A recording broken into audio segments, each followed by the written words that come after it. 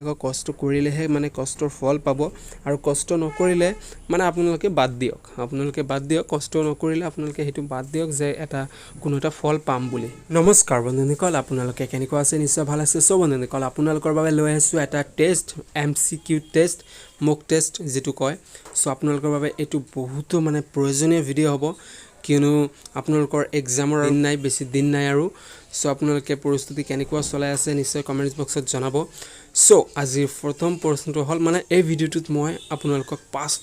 পাঁচটা প্ৰশ্নহে জিগাম আৰু পাঁচটাৰ ভিতৰত আপোনালোকে যদি চাৰিটাৰ উত্তৰ দিব পাৰে তেতিয়াহলে মই ভাবিম আৰু আপোনালোকেও ভাবিব যে আপোনালোকৰ প্ৰস্তুতি ঠিকে চলি আছে ঠিক আছে তো প্ৰথম প্ৰশ্নটো হল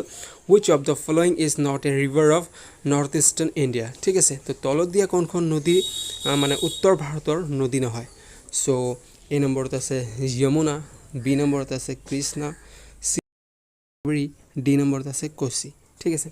সো আপোনালোকে এটোৰ উত্তৰ যদি জানে কমেন্টস কৰিব তো বেছি সময় নলয় মই নেক্সট প্ৰশ্নলৈ যাই আছো আপোনালোকে কিমানটা প্ৰশ্ন মানে পাব তাত হেতু মানে 5 বাই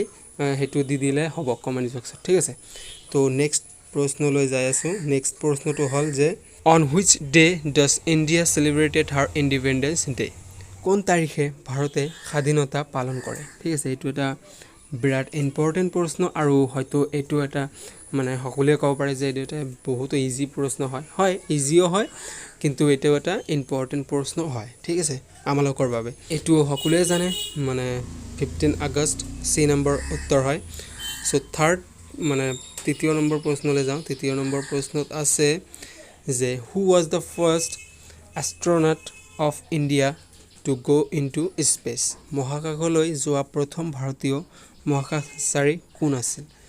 তো এইটো এটা মানে খুব ইম্পৰ্টেন্ট প্ৰশ্ন হয় বহুতো জানে আৰু বহুতো নাজানে সো এ নম্বৰত আছে ৰাকেশ শৰ্মা বি নম্বৰত আছে কল্পনা চাওলা সি নম্বৰত আছে সুনিতা উইলিয়ামছ ডি নম্বৰত আছে বিক্ৰম সাৰাভাই সো আপোনালোকে শুদ্ধ উত্তৰটো যদি জানে কমেন্টস কৰক কমেন্টস মানে কি আপোনালোকে এটাই কাম কৰিব যে 5 বাই যিমান পাব আপোনালোকে হেতু কমেন্টছত লিখিব ঠিক আছে তো এটোৰ শুদ্ধ উত্তৰটো আপোনালোকে সকলোৱে জানে এ নম্বৰ এতিয়া হো কোৱেশ্চন নম্বৰ 4 কোৱেশ্চন নম্বৰ 4 ত আছে which of the following is the smallest planet of our solar system তো আমাৰ সৌৰজগতৰ ক্ষুদ্ৰতম গ্ৰহটো কোনটো ঠিক আছে তো এটোৰ শুদ্ধ উত্তৰটো আপোনালোকে সকলোৱে জানে এ নম্বৰত আছে মাৰ্কুৰী বুধ বি নম্বৰত আছে ভেনাছ শুক্ৰ সি নম্বৰত আছে প্লুটো ডি নম্বৰত আছে নেপচুন ঠিক আছে তো আপোনালোকে শুদ্ধ উত্তৰটো জনাওক তো শুদ্ধ উত্তৰটো হৈছে আপোনালোকে সকলোৱে জানে এ নম্বৰ হয় শুদ্ধ উত্তৰ মাৰ্কুৰী মানে বুধ ঠিক আছে তো এতিয়াৰ প্ৰশ্নটো হৈছে লাষ্ট প্ৰশ্ন ঠিক আছে লাষ্ট প্ৰশ্ন আপোনালোকে এটো নিশ্চয় মানে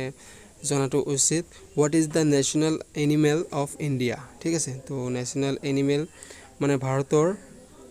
ৰাষ্ট্ৰীয় জন্তু কোনটো ঠিক আছে যে আপোনালোকে মানে পাঁচটাৰ ভিতৰত চাৰিটা পাৰিছে নে নাই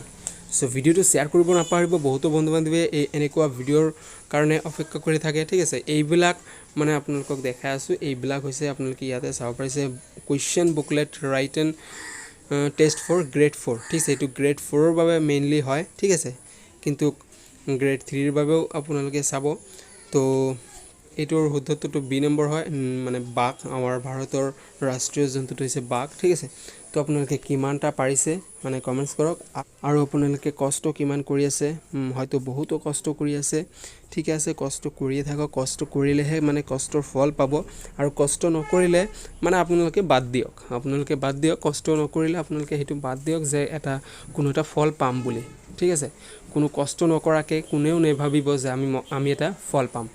তো তেনেকুৱা নহয় আপোনালোকে প্ৰচুৰ মানে কষ্ট কৰক কষ্ট কৰিলেহে আপোনালোকে এটা ফলৰ আশা কৰিব পাৰে